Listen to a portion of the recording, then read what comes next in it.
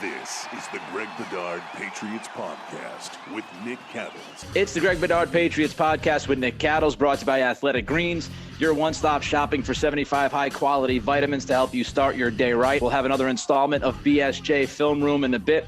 Make sure you check us out on YouTube. But let's start with the win, Greg. Yes, it was a win. It was a victory. How'd they do it? And really, at the end of the day, when you watch this back, how even was the game on Sunday? Yeah, I thought it was pretty even. I thought the Patriots were certainly a little bit more potent on offense. I think they left a lot of plays on the field, which we will definitely touch on as we talk. But when it came down to it, each team muffed a punt. Miles Bryant had a brain fart where he muffed it at about the 5-yard line. It goes bounding into the end zone, and luckily for the Patriots, the rule is if you don't, not for the Patriots, but just in general. If you muff it within field of play, you don't have possession, then you go in, it's a touchback.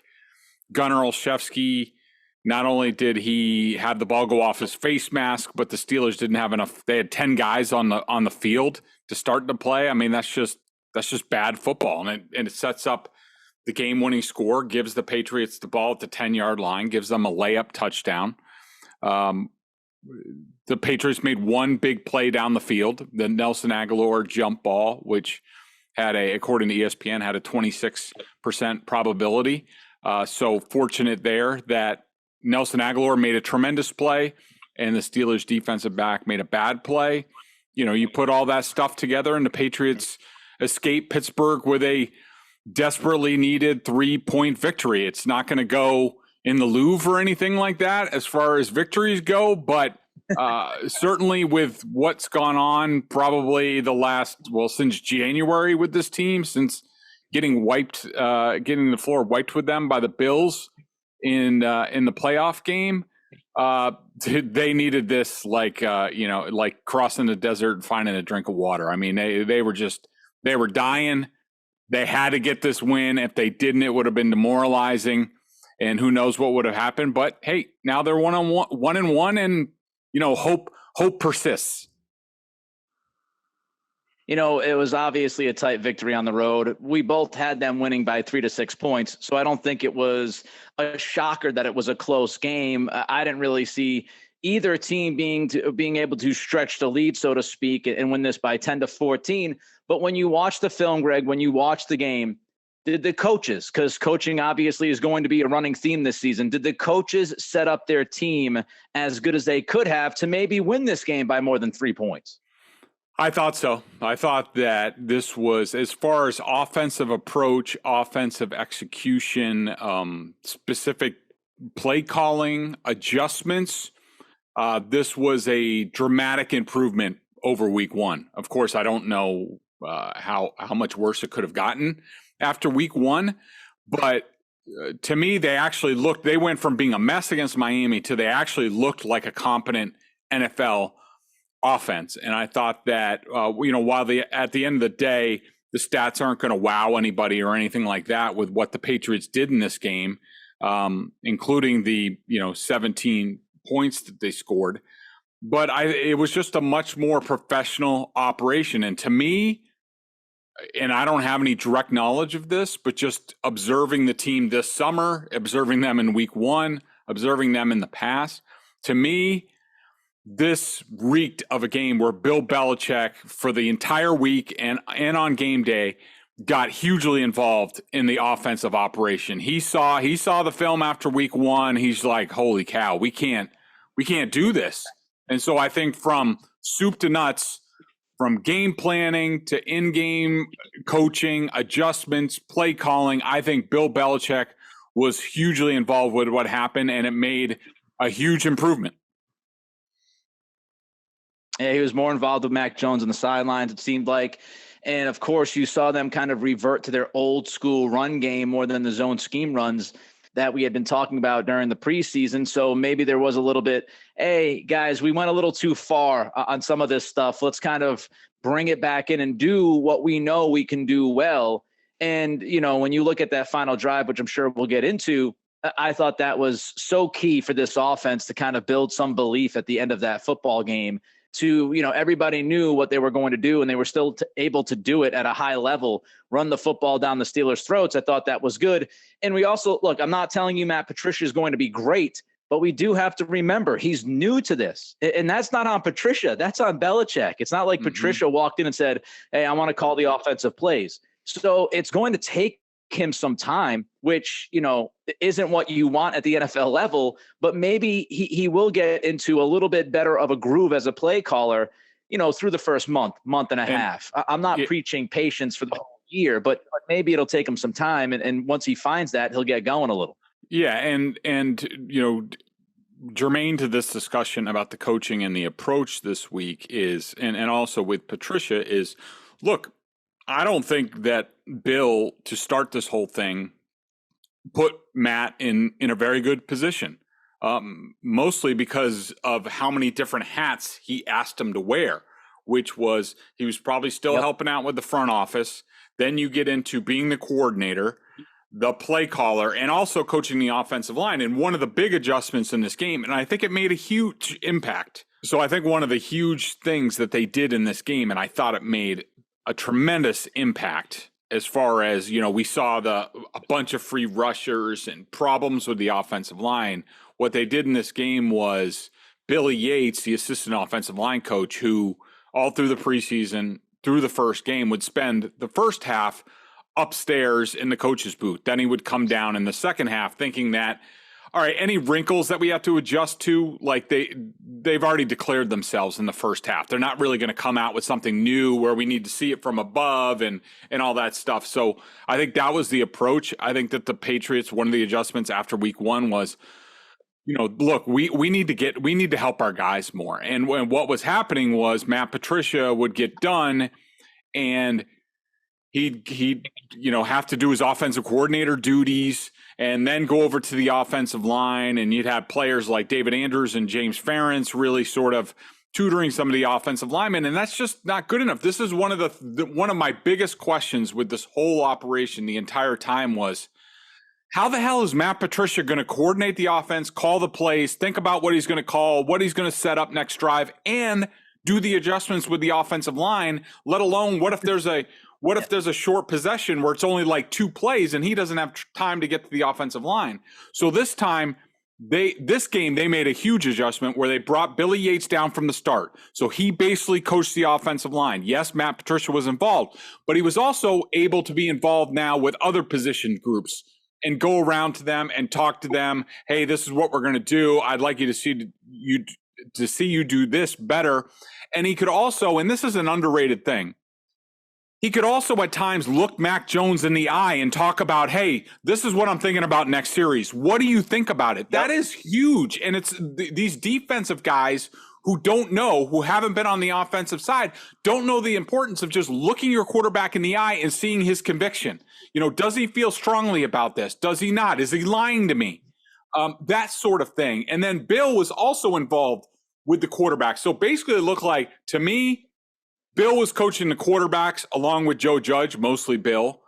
Billy Yates had the offensive line, and Matt Patricia was being an offensive coordinator. To me, I thought that made a humongous difference in this game, allowed the Patriots to set up what they were going to do, come up with some adjustments that sort of took the Steelers by surprise, including on the final drive. And this is just, it looked like a real NFL offensive operation. And look, it's better late than never. I mean, it shouldn't have come to this, but at least they got here in week 2, and it's not like week 12 and they're like 2-10 or something like that. At least they're here. Let's see what happens now. Yeah, it's kind of crazy to think that just on the basic fundamental level, it makes sense. And why would you not do this from day one? Why would not Yates be there? And I know you just explained, like, seeing it from bird's eye view and looking for wrinkles, but it just seems so obvious and so full of common sense where, Bill Belichick, known as the greatest coach of all time, didn't have this kind of strategically planned out from game 1. Weird, but they made the adjustments. Game 2 was better. I am starting to see some things too, Greg. There are people on Twitter, and I was one of them on Sunday, criticizing Mac Jones for his play. What I don't want us to do, and I think some fans will do this, is just blame everything on the coaching, right? Like, Right. oh, they're not doing this right. They're not doing that right. And of course, Mac Jones has everybody in his ear and blah, blah. There are some things that you see on Sunday that were very unlike the Mac Jones we saw in his rookie season. I don't think we can blame everything on the coaching. We got to start looking at Mac. And I thought Mac needed to play better on Sunday, if not much better. What'd you see from the quarterback? Yeah, absolutely. I 100% agree with you. And look, I am one of these people that up until this point, I was ready to give Mac Jones, or I did give Mac Jones the benefit of the doubt, because I didn't think the operation was settled enough around him. And look, there might have been some carryover from week one, and he was under a tremendous amount of pressure, especially in the first half in this game. It didn't look like it. He wasn't hit a whole lot. He wasn't sacked.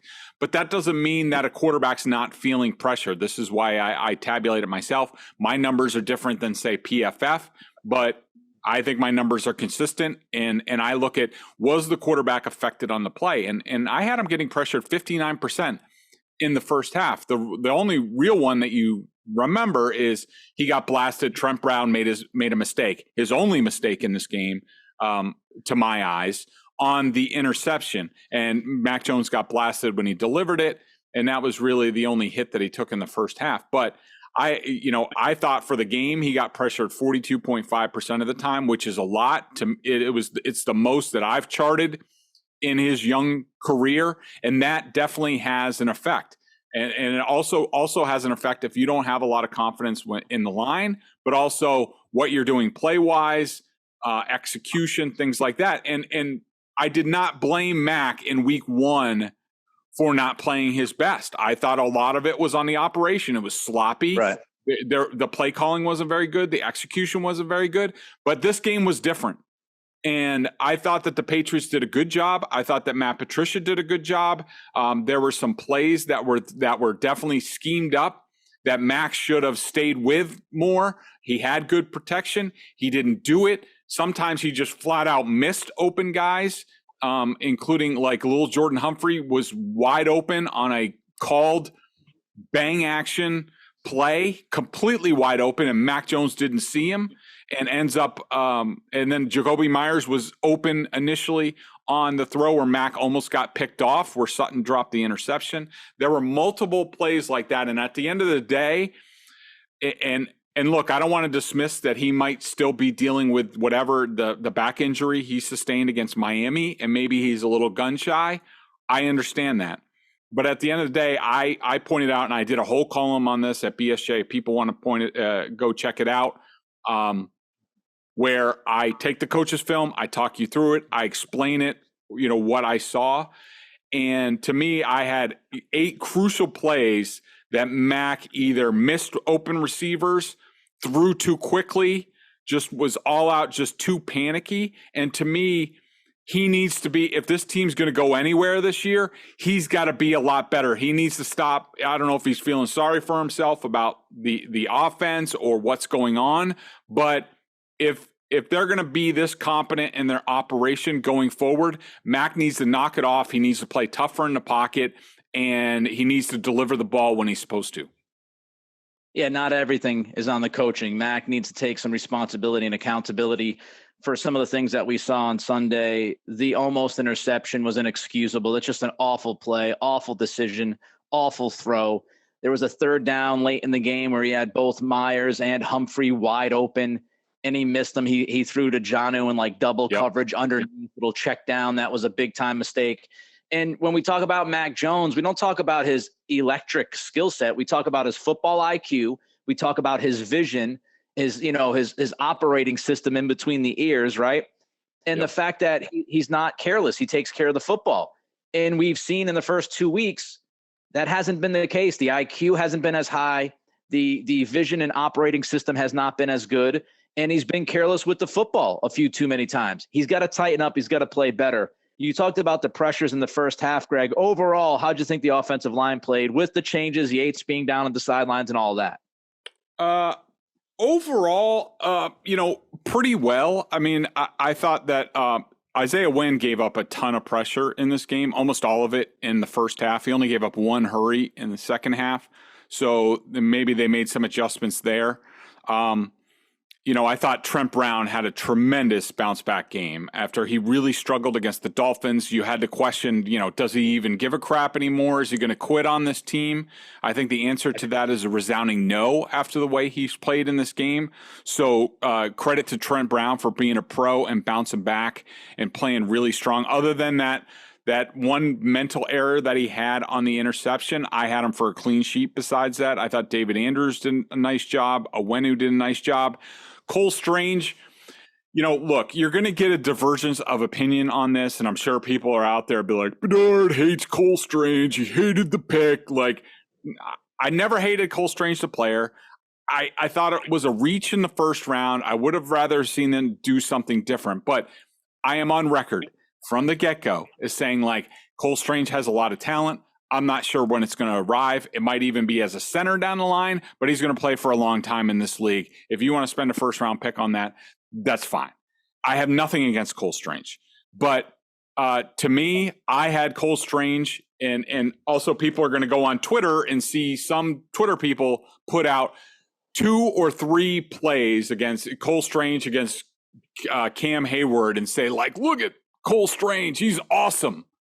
Yeah, well, there's 54 other plays in the game. And to me, Cole Strange was my lowest rated Patriots offensive lineman. I didn't think he was bad in this game, just struggled with, some stuff, a little bit sloppy here and there, gave up some pressure, struggled a little bit in the running game. He didn't see Hayward as much in this game as we anticipated. Bill Belichick talked about this. Mike Tomlin talked about it. Because TJ Watt was out of the game, they elected to move Hayward from defensive tackle to defensive end to sort of make up for not having TJ Watt. They did get matched up later in the game, especially on the last drive, and I'm sure we'll talk about that. But, and it's not just me. PFF also had Cole Strange as the Patriots, by far, their lowest rated offensive lineman in this game. And so, but overall, I thought it was definitely good enough to win. The pressure was a bit of an issue. Some of it was just, the guy Highsmith is a really good player. Number 50, showed a lot of spunk in the rush game. Hayward did Hayward things in this game. So not a terrible game from the offensive line. I thought they were solid overall. Just, a good day for them. Defensively, where's this team at right now? Hard to tell off this game, Nick. I mean, I think.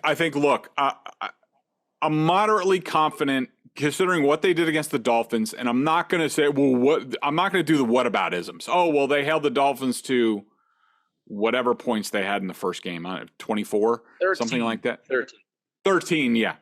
And look what the Dolphins did against the Ravens. First of all, I haven't watched that film yet, but from what I hear, the Ravens were just god-awful, horrendous in the second half on defense and just gave up way too many big plays. But going off the Dolphins game and now this game, I think we can be pretty confident in saying that the Patriots are playing Patriots defense. They're not going to give up a lot of big plays. They're going to be opportunistic on defense, get a turnover here and there. And I would say they're doing a better job against the run than they did a year ago, which is good and really good news going into the Ravens game. And they're solid overall. How good they are, hard to tell at this point. Definitely off of this game, I think, like we talked about going in, the Steelers' offense is horrendous in coordination. They have a horrendous quarterback who doesn't have much guts to look down the field.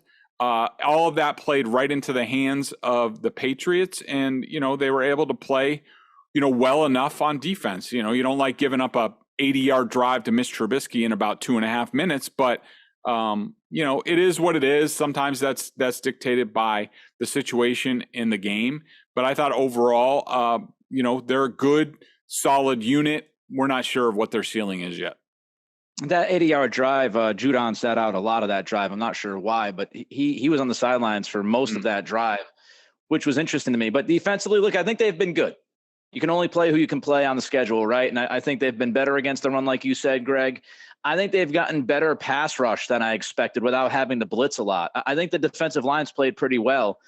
and they haven't given up big plays. And I think this is what we're seeing now across the league. And Belichick has slowly transitioned into this the last couple of years, but more zone. They're playing a lot more zone in that secondary. And that's what teams across the league are playing now. They don't want to play a lot of man because they're afraid of the movement and misdirection pre-snap. And all of a sudden, one guy blows a coverage, and the next thing you know, I think that happened with Baltimore on Sunday against Miami. You blow a couple of coverages, Tyreek Hill beats you over the top, and now all of a sudden it's a different game in the last few minutes. So they're playing more zone. They're not giving up a lot of big plays. And, if that's what this defense has to do, that's what they have to do. You mentioned it. It will be a much tougher assignment coming up this weekend with Lamar Jackson. And when we talk about run defense and we talk about team speed and sideline to sideline at the second level, guys like Mac Wilson, can they kind of change this defense against a really good running game and a really good running quarterback? We'll find that out this weekend. So that's the next step. That's the next progression. Before we get to the film room, Greg, tell our friends about Athletic Greens.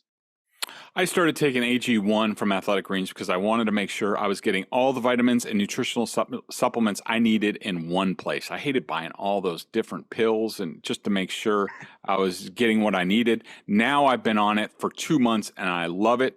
It doesn't taste like it's super healthy. I know you hear green juice and you're like, bleh. No. Like this stuff, it actually tastes good. It has kind of a mild tropical taste, a little minty, and I actually look forward to it each morning. So what is this stuff? With one delicious scoop of AG1, you're absorbing 75 high-quality vitamins, minerals, whole food-sourced ingredients, probiotics, and adaptogens to help you start your day right. This special blend of ingredients supports your gut health, your nervous system, your immune system, your energy, recovery, focus, and aging, all the things you're looking for. I take it first thing in the morning. It's now part of my morning routine, and I'd be lost without it. It contains less than 1 gram of sugar, no GMOs, no nasty chemicals or artificial anything, while still tasting good. Right now, it's time to reclaim your health and arm your immune system with convenient daily nutrition. It's just 1 scoop and a cup of water every day. That's it. No need for a million different pills, supplements to look out for your health. To make it easy, Athletic Greens is going to give you a free 1-year supply of immune-supporting vitamin D and 5 free travel packs with your first purchase. All you have to do is visit athleticgreens.com/Bedard.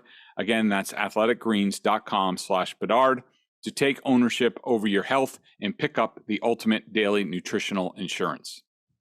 Let's jump into the BSJ Film Room. Greg usually includes film in his game day column, 3 coaches' film plays on Monday, more in his comprehensive game review on Tuesday, more breaking down the next opponent, et cetera, et cetera. You cannot get this anywhere else, and it's well worth the $39.99. Let's start, Greg, with the Mac Jones interception. Some may ask, Greg, if coaches played a role in this pick, or was this all on Mr. Jones? So, yeah, I've heard a lot. There's been a lot of conversation in New England about, and look, Max brought some of this on himself by some of his post-game quotes where he says, like, that's the philosophy that we have now, or like, this is what we want to do. And so, I don't think Mac loves it. I do think it's a little excuse making, and let's use this play as an example. 3rd and 5 on the 44 towards the end of the first quarter. So the Patriots come out, they are in shotgun spread. They used only 11 personnel in this game. To Mac's left, which is the short side of the field, you have Hunter Henry, you have Ramondre Stevenson in the backfield with Mac. To his right, you have Devontae Parker in the slot, Jacoby Myers in the middle position, the number 2 position, and Nelson Aguilar deep on this play. Now, what's key about this is that watching the Steelers, so right now the Steelers have 34, the deep safety, I think that's Edmonds, doesn't really matter. They are showing, and he's walking towards the middle of the field before the snap. Max checking it out. So right now it looks like it could be some sort of cover 3 deep with 1 deep safety and cornerbacks that don't let the receiver get deep. Okay, so that's what Mac is probably thinking. They're also showing possible slot blitz off the corner before the snap. And so if the Steelers are coming with pressure, which they did not do a lot of in this game, It looks like it's going to be some sort of single high safety, either cover 3 or man. Mac's not sure, but he's basically watching the off safety right here to give an indication after the snap. If he drops back, that means that it's split safeties, and it could be it's some sort of cover 2, Tampa 2, cover 2, what have you. So Mac should be reading this, the strong safety, the safety that's closer to the line of scrimmage. Let's watch him after the snap. He bails out. So now Mac should know that the Steelers are going to be in 2 deep safety, and now he doesn't see this, but the middle linebacker now is very deep. He's eyeing Devontae Parker from the slot. This is Tampa 2 coverage because in Tampa 2, the safeties get very wide, and the middle linebacker, you need an athletic one to really do it. Think of the Tampa Bay Buccaneers back in the day with Derek Brooks. He has to carry the middle of the field. He gets the middle third of the field, basically. So against Tampa, what you're looking for is against cover 2, you're looking for where Hunter Henry is on the left side of the field. There's a void here. There's a void in the middle of the field here, and there's a void over here in the side along the right sideline. So, but what happens here is a couple of things, and we'll see the pressure because Mac Jones is under a tremendous amount of pressure. Trent Brown misses his block. He knows he's going to get blasted. So Mac, basically, when he decides to throw it, Devontae Parker is covered by the middle linebacker. Jacoby Myers is trying to make an in cut, and Mac basically just throws it up for grabs. And it hangs up way in the air. The safety's is able to come over the top and pick him off. Now, one thing I want you to watch, ideally, if Mac Jones has time here, then Devontae Parker clears out, and this is good design. This is a beater against cover 2. Devontae Parker goes vertical, carries the middle linebacker. Jacoby Myers comes on an in cut, and he's wide open in the middle of the field. But Mac doesn't have time to get to that. If you're going to throw it up to anybody on this play, you'd rather it be Myers because there's less traffic around him. But so it's not a design shot play to Devontae Parker. It's a panic throw. I don't blame Mac all that much on this. I don't like that he just threw it up for grabs in the middle of the field. That's not where I would have thrown it up for grabs. But we'll show you the end zone view where you see what happens with Trent Brown, which is Highsmith fakes like he's going to go into coverage. Trent Brown forgets about him, now looks inside to help against Cam Hayward. And now Highsmith comes and Brown doesn't see him. Mac knows at this point, he just saw Highsmith. He knows he's about to get blasted. He needs to do something with the ball. He throws off his back foot, just flicks it out there. He did this a lot in this game, hangs up in the air, and it's got no chance. Look, I don't blame him for getting rid of it. He got blasted, but he's got to do something else with the ball than just throw it up to Minkah Fitzpatrick, who's like an all-pro. All right, next play. The play that, as you deemed, got away. Let's look at the play that got away. Yes. Let me, I just need to figure out where that play is because I got to fast forward a little bit. Hang on a second. So,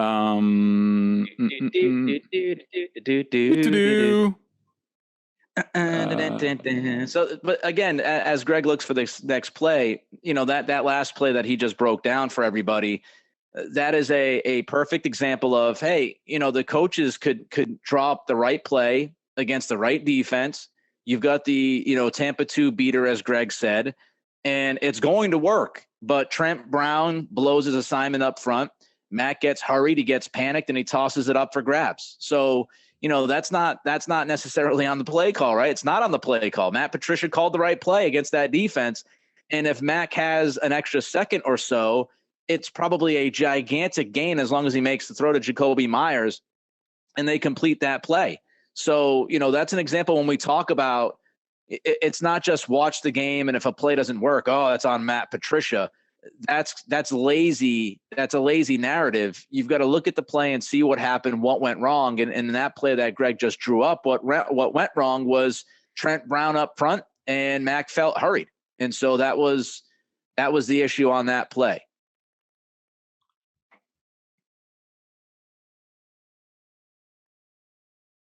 Hang on one second. All right. For the audio people here, Greg is still trying to search for the play that got away. This play got away from Mac, and it's getting away from Greg right now as we look for it.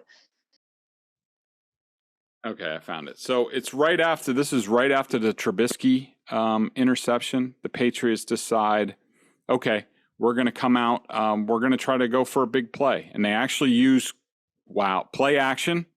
This is an old Patriot staple. It's the bang action. They run some sort of run action to get the linebackers to bite. What they're going to do is, and Max under center, Ramondre Stevenson is the lone guy. Parker is ex-ISO to the left. You have Tripp sort of to the right with Jonnu Smith, Lil Jordan Humphrey, and Jacoby Myers. Smith comes in motion, but now he's going to come across. It's sort of like a counter. Smith is going to come into the hole by right between left tackle and left guard, like he's going to block. Both linebackers bite, play action, and they forget about Lil Jordan Humphrey, who is completely wide open in the middle of the field. No one is even there. Mac does not see him for whatever reason. I don't know if these guys are he can't see over the top of them. He's still wide open. And Mac ends up throwing a little dinker to Ramondre Stevenson. You'll see it from the end zone. Same sort of thing. Here's Humphrey. My goodness. On the right. Wide open. You get exactly what you want here. This is, all right, we're going to go for it. Fake the run. Good, hard run action. Everybody bites. Both linebackers bite. And Lil Jordan is Mac has to see that. Wide open. Mac has to see that. Wow. Yeah. Again, perfect play call, great play call. Everybody executed the play other than Mac Jones. Yeah, it's there were multiple plays like that, and let me I just wanted to point out, we don't have time to get to it, but the final third down on defense from Matt Judon, and you can go on to BSJ. Yeah. I broke down this play as part of my 3 plays to a W. I do that every Monday, whether it's an L or W. I break down 3 plays with the coach's film. Matthew Judon on the final play when he broke up that pass, he's not actually supposed to be in coverage against that running back. It's supposed to be Juwan Bentley, but because Matthew Judon realized there was so much going on at the line of scrimmage that Bentley wasn't going to be able to get over, Judon decided to take it upon himself to carry the running back down the field. And that's the difference between a pass breakup, and if Judon doesn't do that, you're talking about like a 50-yard play down the sideline on a wheel route to the running back. So tremendous play by Matthew Judon. Fantastic stuff. Judon's been good so far this year. Let's do the fastest version of 3 up, 3 down that we can do, starting with 3 up, Greg. Matthew Judon. I thought he was dominant in the game. He's the Patriots' best player. Closed out the game with a tremendous play, a heads-up play, one that I saw him blow a few times last year. He has learned those lessons. Tremendous job by him. Yeah, he's been really good. Nelson Aguilar. Showed up big time, made the catch in the game. Of course, everyone knows which one I'm talking about. His best game to me as a Patriot so far. And, if he can build on that, that's great for Mac Jones in this offense. Yeah, Aguilar was my number 2, and my number 3 was Trent Brown. I had him for just 1 miscue in this game. It was huge. He played a big role in, closing out the game with the run down the stretch where they grinded it out, which was huge. Hopefully they found their identity on that drive, and Trent Brown was a big part of that. I had Judon as my number 2, and I'll go with Christian Barmore as my number 3. He was really quiet in game 1 against Miami. Thought he showed up multiple times here on that defensive line for the Patriots. And if they can get Barmore going like we expect them to, the way Judon's playing, the way Wise is playing, Greg, this defensive line might be better than we thought it was going to be. 3 down. Yeah, I'll give you all 3 of mine. Number 1, Jake Bailey. I thought that he had 2 punts that went for touchbacks when he could have pinned the Steelers deep. He did do it a couple times, but he completely blew it. He had a 31.5 net average in this game. That's horrendous. And they gave him a contract extension. In a game like this, they need him to be the best punter on the field, and he wasn't in this game. Mac Jones, we talked about. I did not think he played well enough for what he was given in this game. And also Jalen Mills. I thought he kind of went through the motions in this game. I don't know if he's hurt or what, but and they were definitely playing over the top of all these guys. I get it. And so they probably didn't want to risk a big play, but he could have been a little bit better in this game. I'll throw one more name in there. Devontae Parker. What the hell is going on? They don't even look like they're on the same page, he and Mac Jones. It's all over the place. And Parker has to be better quick, because if not, man, if Thornton can get healthy, Parker might slide down the depth chart even further. He has not been nearly good enough. He's got to get his ass going. BSJ member question of the day, quickly from Pat's Jam Greg. Basically, what's up with the tight ends? Yeah, it's a great question. I mean, I think that, as far as Jonnu Smith, look, anything that you thought he was going to be, like taking another leap this season, like this is just, it's not who he is. He doesn't go down the field. He's a naked bootleg type of guy, a reverse, do a couple things, dump it down to him, breaks a couple tackles. That's about what he's going to do. The Hunter Henry thing is a freaking mystery to me. There are routes, especially on the first drive of this game, where you look at the coverage, and a year ago, I would be confident in saying, why is Hunter Henry going that way? Like when a cornerback when he's running down the field and on his left is a cornerback or a safety, and he runs into that coverage, a year ago, he would never do that. He would break to the right according to the leverage of the defense. Now he doesn't do that. Have they taken away those controls for the receivers? And I also think it's part of the philosophy where, when they get into the red zone, freaking look for Hunter Henry first. Like, stop throwing to Damian Harris in the flat, for crying out loud. I'm sick of watching it. It doesn't work. I'm sure it'll work this week, and people will be like, Bedard, you're an idiot. How about Damian Harris? How about this? How about first play and the goal to go, run play action to Hunter Henry, please? Sort of like the Steelers did with Freiermuth against Adrian Phillips. Like, they singled him up. They ran a running back underneath to free up Freiermuth. And guess what? Adrian Phillips didn't have a chance against that big moose. The Patriots can do the same thing with Hunter Henry, and that they're not using him is a freaking disgrace. It infuriates me. They're wasting tons of money on the tight end position and getting no production out of them. Wake up, get them going. And if that's what Jonnu can do, then dump off some passes to him a few times a game and let him do his magic with the yak. It's ridiculous. He's Greg, I'm Nick. Thanks to Athletic Greens. We're back on Thursday later this week to preview the Baltimore Ravens coming to Foxborough. Till then, be good, be healthy, be safe. It's the Greg Bedard Patriots Podcast with Nick Cavils.